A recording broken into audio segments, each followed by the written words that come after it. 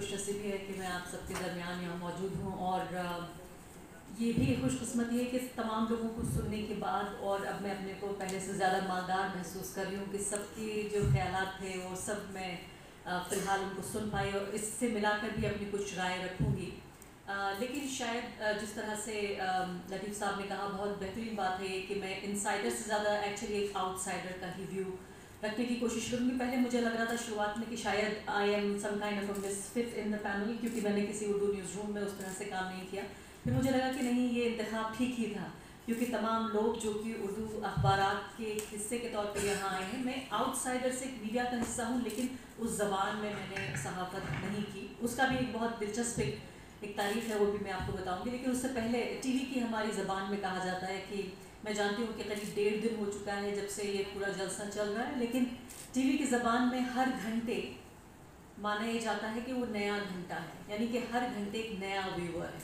اس لیے آپ دیکھتے ہیں کہ ہر گھنٹے بلیٹن میں نئی ہیڈ لائن ہوتی ہے، نیا اینکر ہوتا ہے، نئے سرے سے ساری بات رکھتا ہے۔ تو مجھے بہت خوشی اس بات کی ہے کہ یہ 200 سالہ اردو صحافت کی بات ہو رہی ہے۔ اس میں 2 اہم چیزیں ہیں، اردو اور صحافت، ایسے وقت میں جبکہ میں کہوں گی دونوں پر ہی زوال آیا ہے، ان دونوں پر ہی ایک بڑا کرائسس ہے۔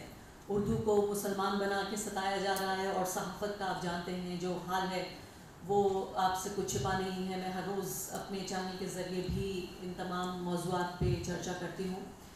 جب میں جو اردو بولنے والے ہیں وہ کہتے ہیں آپ بہت سخت ہندی بولتی ہیں، اور جو ہندی بولنے والے ہیں وہ کہتے ہیں آپ اردو میں بولتی ہیں۔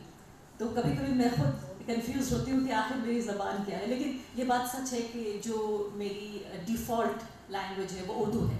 یعنی اگر مجھے کچھ سمجھ میں نہیں آئے گا کہ اس کو کیا کہا جائے تو اردو کا لفظ سمجھ میں آتا ہے۔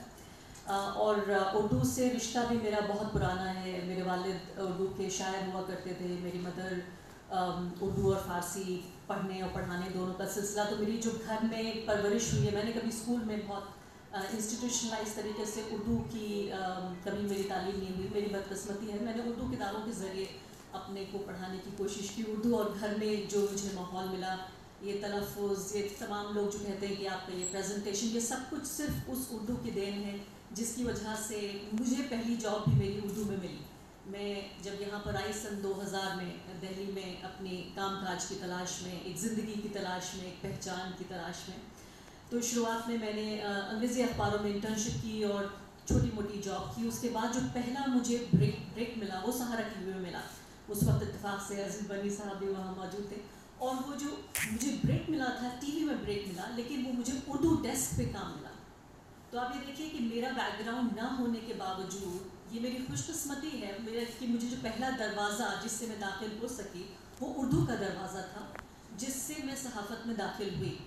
اور اردو اخباروں کے ذریعے ہی میں نے دنیا کے مسائل کو سمجھنے کی کوشش کی۔ بڑی لمبی نائٹ شفٹس ہوا کرتی تھی، 1-2 سال تک وہاں راشٹریہ سہارا میں جب میں کام کرتی تھی، اور اس